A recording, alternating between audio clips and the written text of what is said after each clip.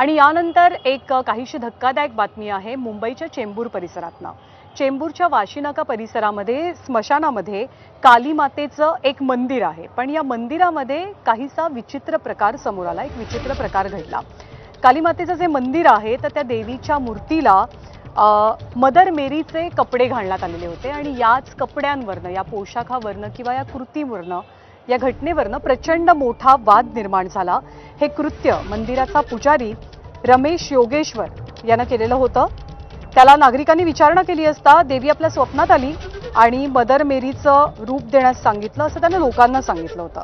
मात्र हा धर्मांतरणाचा डाव असल्याचं हिंदुत्ववादी संघटनांचं म्हणणं आहे आणि या प्रकरणी पोलिसांनी गुन्हा दाखल करून पुजाऱ्याला अटक केली आहे। न्यायालयाने त्याला 2 दिवसांची पोलीस कोठडी सुनावली आहे। मात्र या पाठीमागे आणखी काही आरोपी असून त्यांनाही अटक करावी अशी मागणी हिंदुत्ववाद्यांची आहे।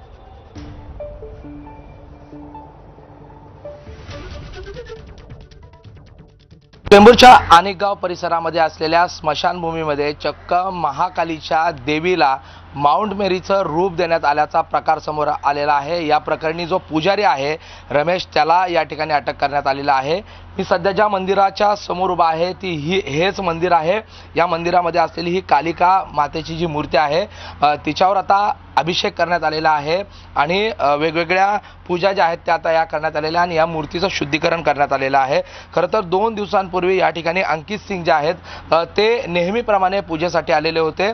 मात्र ज्यावेळेस त्यांनी या ठिकाणी ह्या सगळ्या लाईट्स लागलेल्या पाहिल्या आणि त्याचबरोबर या ठिकाणी ज्यावेळेस त्यांनी हे मंदिर पाहिलं त्यांना धक्का बसला, कारण नेहमीची जी असलेली देवीची मूर्ती आहे तिला चक्क माउंट मेरीचं रूप देण्यात आलेलं होतं।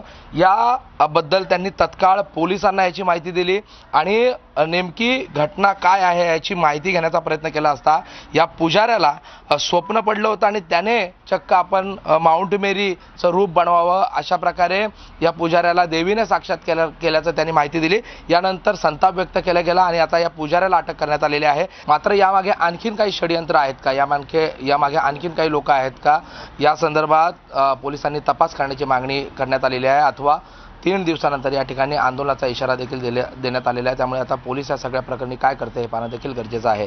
प्रशांत बढे, एबीपी माझा, मुंबई। MIMचे प्रमुख आणि हैदराबादचे खासदार